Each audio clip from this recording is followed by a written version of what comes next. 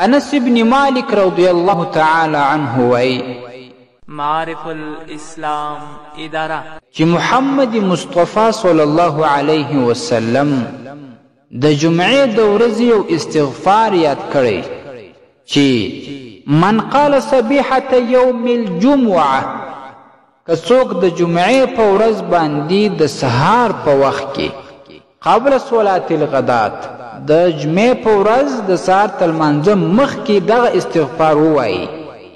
هغه استغفار دا دی: استغفر الله الذي لا اله الا هو الحي القيوم واتوب اليه 3 مرات. دغه استغفار 3 واره ووایي. د دې دومره عظیم فضیلت او ثواب دی.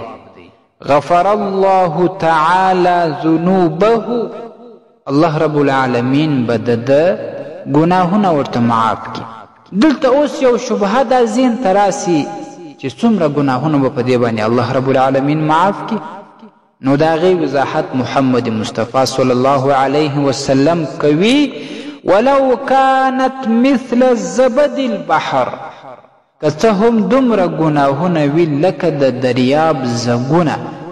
دا دریاب چې څپې وهي دې چې څومره زګونه کړي وي چې د دې زګونو هیڅ حساب نه کیږي، نو که ستا ګناهونه هم دومره بې حساب وي لکه د دریاب زګونه، نو الله رب العالمین به هغه تا در معاف کړي. یو ځل بیا هغه استغفار تکراروم، در سره ویلی کی او یا هم یاد کی، نور مسلمانانو ته هم ورسوي. استغفر الله الذي لا اله الا هو الحي القيوم واتوب الیه 3 واره د جمعې په ورځ د سهار تر لمانځه مخکې، تر سنتو هم مخکې. او هغه ګناهونه چې کبیره دي د هغو سره توبه لازمي ده.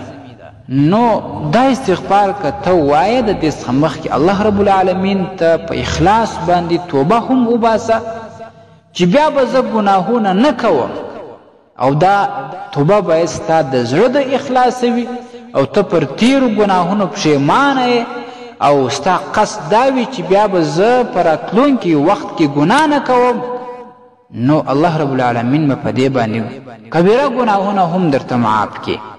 امام ابن سنی رحمه الله په عمل اليوم واللیله کتاب کې دا حدیث نقل کړی دی، او دا شان امام نووي رحمه الله په الاذکار من کلام سید الابرار هغه کې دا نقل کړی په 92 صفحه کې. ستاسو د اسلامي پوښتنو جوابونکی مفتی حکیم الله صابر الحنفي صاحب.